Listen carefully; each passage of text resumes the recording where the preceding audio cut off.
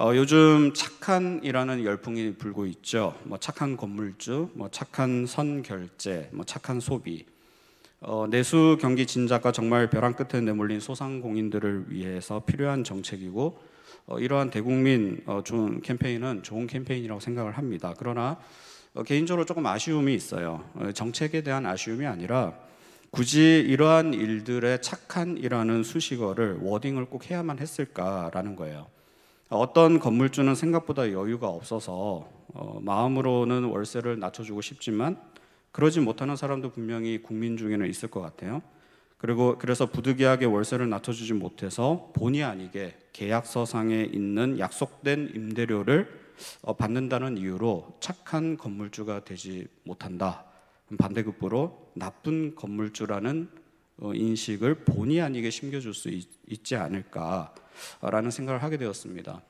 요즘 기업들이 많이 어렵죠. 그러다 보니까 일부 대기업들도 종업원들에게 4개월에서 6개월 이렇게 무급휴직 또는 휴가를 주고 있는 실정입니다. 외출은 없는데 고정비는 줄여야겠으니까 고정비에서 많은 부분을 차지하는 인건비를 줄여야겠죠. 고유직책입니다. 한 달 월급 받아서 한 달 벌어먹고 살던 사람들이 졸지에 월급이 나오지 않는 상황이 되었어요. 여력이 없습니다. 그런 분들이 착한 마음이 선결제를 합니다. 이러한 광고 카피를 보게 되면 그 마음이 어떨까? 평소처럼 월급을 받거나 수익이 있는 사람들은 꼭 부자가 아니더라도 이 소상공인을 돕는 마음과 지역 경제 활성화를 위해서 소액이지만 선결제 얼마든지 할 수 있죠. 그러나 가정 경제가 빡빡하고 어려워서 그러지 못하는 사람들도 분명히 많이 있을 것입니다. 마음으로는 얼마든지 선결제를 하고 싶은데 그래서 이러한 대국민 캠페인에 동참하고 싶지만 그러나 현실적으로는 내가 어려우니까 예전에는 10만 원 정도는 목돈이 아니었는데 지금은 단돈 10만 원이 너무나 큰 목돈처럼 여겨지는 그러한 참담한 현실이라면 지금 이 시국에는 착한 국민의 자격이 본의 아니게 박탈당하는 것 같아요. 나쁜 마음, 왠지 선결제를 하지 않으면 나쁜 마음을 가지고 있는 사람이 되는 것 같다. 착한 마음이 선결제를 합니다. 꼭 이렇게 광고 카피를 국가가 그것도 이 정책을 담당하는 한 부서에서 이렇게까지 해야 될까? 다른 그렇지 못한 이 국민들의 마음도 조금 헤아릴 수 있는 그러한 광고 카피가 필요한 게 아닌가. 이런 더 어려운 상황 속에 있는 사람들의 마음을 더 초라하게 하거나 비참하게 할 정서적 폭력을 행사할 이유가 있을까? 이 선의로 펼친 정책과 광고 카피가 다른 누군가에게는 또 다른 마음의 불안과 불평과 마음의 짐을 지어줄 수 있다라는 것을 우리가 늘 생각해야 된다는 것이죠. 얼마 전 뉴스를 보다 보니까 정말 어처구니 없는 기사를 하나 접했습니다. 모 대학교에 있는 명예교수라는 분이 대구 경북 지역과 그 지역 사람들을 향해서 일본의 속주가 되라라는 식으로 비아냥거렸어요.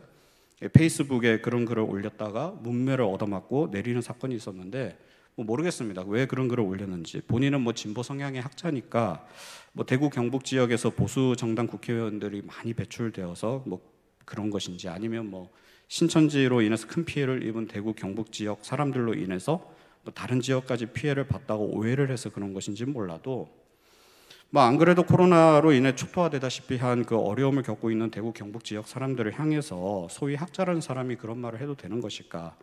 정치적인 색깔, 지역적 특색, 성향을 떠나서 소위 말해서 식자층이라면 이 긍휼의 마음으로 그 지역 사람들을 헤아리고 도와주려는 마음, 이것을 어필해야 되는 게 마땅한 지식인으로서 보여야 될 행보가 아닐까. 오피니언 리더라면 그래야 되는 게 아닐까라는 그런 생각을 해봤습니다. 도대체 그 마음과 정신, 생각, 정서에는 무슨 피해의식과 자격지심이 있어서 저런 천박한 모습을 보일까. 참 마음이 씁쓸했어요. 그런데 재밌는 거는 그 기사에 댓글이 이렇게 달리잖아요. 근데 그 댓글을 보니까 그 교수를 또 비난하면서 뜬금없이 또 이런 댓글이 달렸어요. 대구 경북 지역이 일본의 속주가 되면 오사카의 속주가 되면 전라남북 또는 중국 상하이의 속주가 되라. 이런 식으로 또 비아냥거리고 있어요. 그런 것들을 보면서 참 마음이 참담했습니다. 언제까지 우리나라는 남과 북이 갈등해야 되고 동과 서가 이렇게 반목하고 비난하고 보수와 진보가 서로에 대한 마음을 꼭 닫은 채 언제까지 이렇게 분열과 갈등, 서로를 향한 조롱과 정죄만 가득해야 할까? 이 코로나19라는 초국가적인 아웃브레이크 사태를 겪으면서도 여전히 이 사람들의 마음에는 이념과 정치 사상 색깔, 가치관이 다르다는 이유로 서로를 비난하고 공격하고 이것을 정치적으로 또 해석하고 이용하려는 세력들이 있고, 그로 인해 국민은 하나가 되지 못하고 또 분열의 아픔을 겪어야 되고, 이러한 감정적, 정서적 낭비를 언제까지 해야 되는 것일까? 언제쯤 우리는 국가를 온전히 신뢰함으로 이 서로의 다름을 이렇게 인정함으로 하나가 되는 평안을 누릴 수 있을까? 안 그래도 코로나19로 인해 요즘 코로나 블루가 만연해지고 있지 않아요? 사회적으로 집단 우울증이 만연해져가는 이 시국에 이 사람들의 마음에 안정감을 주고 이 평안을 가져다 줄 수 있는 방법은 정말 없는 것일까? 무엇이 우리의 마음에 진정한 평화를 가져다 주는 것일까? 이런 고민을 하게 되더라는 것입니다. 오늘 본문에 보시면 주께서 심지가 견고한 자를 평강하고 평강하도록 지키시리니 이렇게 말하고 있죠. 여기서 심지는 마음을 의미합니다. 이 마음이 견고한 자를 평강 지키신다. 평강이 2번 나와요. 같은 단어가 2번 반복되고 있는 것은 강조, 완전함을 의미합니다. 그래서 영어 성경에서는 평강하고 평강하도록 저 부분을 이 perfect peace, 그러니까 완벽한 평화 이렇게 번역을 하고 있어요. 불완전한 평화가 아니라 이 인간의 정책이나 방법이 만들어내는 어설픈 일시적인 평화가 아니라 perfect peace, 말 그대로 퍼펙트하다, 완벽한 평화다, 이렇게 이야기를 하고 있는 것입니다. 우리는 살아가면서 마음이 무너질 때가 있습니다. 이 마음은 의지나 노력을 넘어서는 영역이죠. 그래서 우리의 의지나 노력으로는 어떻게 컨트롤을 할 수가 없어요. 그리고 마음은 참 묘한 녀석입니다. 육체는 피곤해도 죽을 것 같을지언정 마음이 즐거우면 견딜만 해요. 근데 아무리 몸이 건강해도 마음이 지옥 같으면 몸도 아파오기 시작합니다. 그만큼 마음은 강력합니다. 이 마음에 있어서 가장 큰 적은 뭐냐? 낙심이죠. 낙심은 곧 마음이 기갈되게 하고 삶을 지치게 합니다. 우리는 왜 낙심할까요? 내 기대와 의도에서 벗어날 때 우리는 낙심하죠. 인간의 죄의 시작을 우리가 잘 생각해 보면 자기 사랑에서부터 죄가 시작이 됐거든요. 인간이 하나님보다 자기를 사랑하기 시작하면서 죄는 시작이 되었습니다. 인간이 하나님보다 자기를 사랑한다, 이 말은 한 단어로 요약하면 교만이에요. 하나님을 업신여기는 거잖아요. 하나님을 업신여기고 나를 더 존중한다.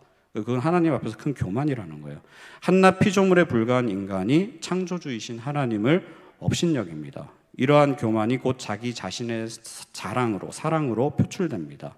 그러나 자기 사랑과 자기 만족을 위한 삶은 결코 우리를 진정한 평안으로 인도해 주지 않습니다. 시시각각 변화하는 환경의 변화, 이러한 코로나19와 같이 한낱 작은 바이러스가 전 세계의 일상을 송두리째 빼앗아가는 이런 초유의 사태를 직면하게 되면 인간은 자기 자신을 사랑하고 의지하던 마음이 흔들리기 시작해요. 요동치기 시작합니다. 왜냐하면 감당할 수 없기 때문이에요. 감당할 수 없는 상황이 나에게 주어지니까 요동치기 시작하고 결국 낙심하게 됩니다. 그런데도 인간은 하나님을 의지하지 않고 자꾸 자기 자신을 의지하기 시작해요. 그리고 또 낙심하고 좌절합니다. 반복되는 거죠. 약간의 성취와 안정감이 주어지면 좋아하다가 금세 그 기쁨과 평안이 사그라들면 또 무너집니다.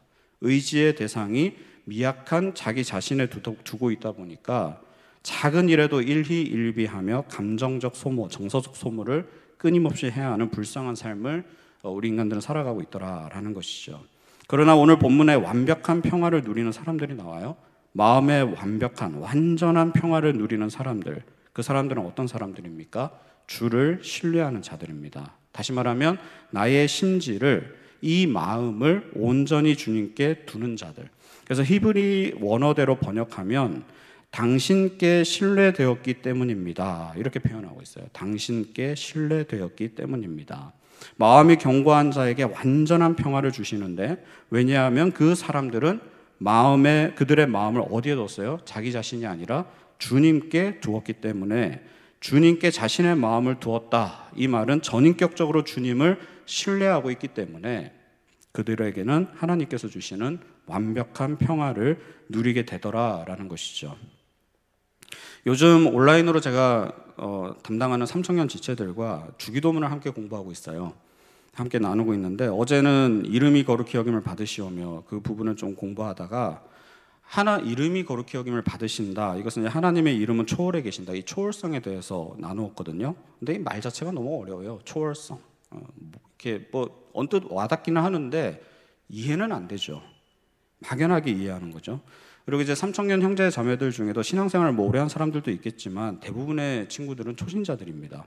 그래서 최대한 쉽게 접근을 해야 되는데 이 초월성에 대해서 설명을 하기 위해 우주 이야기를 했어요. 우리가 사는 이 지구도 우주에 속해 있는데 이 지구는 태양계에 속해 있잖아요. 태양계에는 항성이 하나 있습니다. 그게 뭐냐? 태양. 말 그대로 태양이 하나가 항성이 있어요.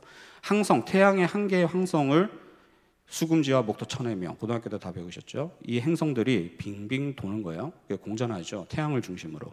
그래서 이걸 태양계라 그럽니다. 태양계는 큽니까 작습니까? 뭐 크다면 크고 작다면 작은데 근데 이 태양계에는 항성이 하나밖에 없어요. 근데 우리가 속해 있는 우리 은하에는 항성이 2천억 개가 있습니다. 2천 개가 아니고 2천억 개가 있습니다. 그래서 그걸 우리가 속해 있는 은하계라 그래요. 이 은하계는 끝에서 끝까지 가는데 10만 광년이 걸려요. 그러니까 빛의 속도로 달려가면 10만 년이 걸리는 거예요. 그 개념이 머릿속에 들어오십니까? 안 들어오시죠. 저는 죽었다 깨어나도 그 스케일이 제 머릿속에 들어오지가 않아요. 근데 우리 은하 옆에는 또 다른 은하가 있어요. 안드로메다라는 은하가 있어요. 안드로메다는 계속 팽창하고 있다 그래요. 그래서 뭐 20억 년 후에는 우리 은하와 안드로메다가 합쳐질 것이다. 그래서 밀코메다가 될 것이다. 학자들은 이렇게 예견을 하는데 우리가 우주가 큰 것은 알았지만 그 크다는 개념이 우리 머릿속에 들어옵니까? 안 들어오죠. 저는 안 들어와요. 그런데 우리의 머리에 넣을 수 없는 이 우주도 한낱 피조물에 불과하다라는 거예요. 하나님이 창조하신 피조물에 불과하다라는 말이죠. 그리고 인간은 하나님까지 갈 것도 없어요. 이 우주에 비춰보면 사실은 먼지와 같은 존재예요. 은하계에서 지구가 보일 거라고 생각하십니까? 안 보여요. 태양도 보일까 말까 하는 이 상황에서 우리 태양 엄청 크다고 그러잖아요. 태양도 엄청 크다고 하는 이 상황에서 태양도 보일까 말까 하거든요. 근데 지구는 점으로 찍기에도 민망할 정도의 아주 작은 크기입니다. 근데 우리는 이 지구를 발딛고 살아가고 있어요. 이 지구에 소속되어서 그 환경의 제약을 받으면서 살아가잖아요. 마치 우리 인간은 자연환경을 개척하고 지구를 지배하며 떵떵거리며 사는 것처럼 보이지만 정작 자연이 한번 어흥하면은 꼼짝없이 꼬리 내려야 되는 연약한 인간 존재가 바로 우리 인간 아닙니까? 그게 우리 수준이라는 거예요. 그런데 인간은 자기 수준을 모르고 자기를 사랑하고 우주보다 크신 하나님을 업신여기며 우주에서 제일 잘 나간다고 자기 자랑하기가 바빠요. 가소롭고 천박하지 그지없지 않습니까? 뭐 인간을 제가 무시하거나 폄하하겠다라는 의도가 아니에요. 근데 하나님 앞에서 하나님을 업신여기는 그러한 교만한 모습을 보이게 되면 그것이 하나님 앞에서뿐만이 아니라 우주라는 그 한낱 작은 하나님 보시기에 한낱 작은 피조물인 우주에 비추어 봤어도 인간은 너무나 가소롭고 초라해 보이는 그런 작은 나약한 존재더라라는 것입니다. 엄청난 우주도 하나님 앞에서는 아주 작고 초라한 피조물에 불과하다면 이 하나님의 광대하심은 사실 우리가 감히 측량할 수도 없고 이해할 수도 없는 크기예요. 그 하나님이 우리에게 말씀하시죠. 너희가 나를 진짜 신뢰하면 즉 너희의 마음을 온전히 나에게 가져다 주면 어떻게 하신다고요? Perfect peace. 완전한 평화를 너희에게 허락하겠다. 평강의 평강으로 반드시 너희를 지킬 것이다. 나에게 너희의 마음을 전 인격을 의탁하지 않겠니? 그래서 우리가 오늘 읽지는 않았지만 오늘 본문 바로 다음 구절에 하나님의 강력한 요청이 나오죠. 자막을 보면서 우리 같이 한번 읽어보겠습니다. 시작. 너희는 여호와를 영원히 신뢰하라. 주 여호와는 영원한 반석이심이로다. 인간이 끝을 알 수 없는 우주조차도 초라하게 만들어 버리시는 그 광대하신 하나님이 우리의 마음을 온전히 하나님께 두기만 하면 완전한 평안을 반드시 주시겠다는 이 약속은 우리가 알다시피 이미 십자가에서 성취가 되었고 이 십자가 사랑을 통해서 우리가 이미 받아 누리는 약속 아닙니까? 왜 인간이 무엇이 간데 사람이 무엇이 간데 하나님이 우리를 그토록 생각하셔서 독생자를 십자가에서 죽이신단 말입니까? 이 독생자를 아낌없이 내어주시는 이해할 수 없는 정말 우리를 위해서 그 사랑을 바보스러울 정도로 낭비하신 하나님이 지금 이 순간 이 시간 우리에게 요청하시는 거예요. 너희의 마음을 우주보다도 큰 나에게 두지 않겠니? 그래서 완전한 평화를 누리며 마음의 쉼을 누리지 않겠느냐? 내가 너희의 영원한 반석이 되어주마. 나에게로 돌아와라. 이제 이 주님의 따뜻한 초청에 믿음으로 전인격적으로 반응하여서 이 세상이 알 수도 없고 세상이 줄 수도 없는 완전한 평화를 누림으로 마음은 더 이상 기갈되는 것이 아니라 힘과 열정으로 가득 채워지는 은혜를 모두가 누리시기를 바랍니다. 이것이 기독교가 말하는 회복이고 리바이블, 이거를 우리가 부흥이다라고 이야기를 하는 거죠. 이러한 은혜가 우리 모두에게 충만하기를 주님의 이름으로 축원합니다.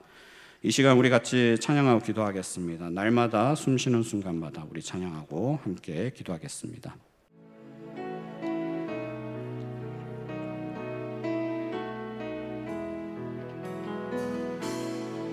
날마다 숨쉬는 순간마다 내 앞에 어려운 일 보내 주님 앞에 이 몸을 맡길 때 슬픔 없네 두려움 없네 주님의 그 자비로운 손길 항상 좋은 것 주시도다 사랑스레 아픔과 기쁨을 수고와 평화와 안식을 날마다 주님 내 곁에 계셔 날마다 주님 내 곁에 계셔 자비로 날 감싸주시네 주님 앞에 이 몸을 맡길 때 힘주시네 위로함 주네 어린 나를 품에 안으시사 항상 평안함 주시도다 내가 살아 숨을 쉬는 동안 살피신다 약속하셨네 인생의 어려운 순간마다 인생의 어려운 순간마다 주의 약속 생각해보네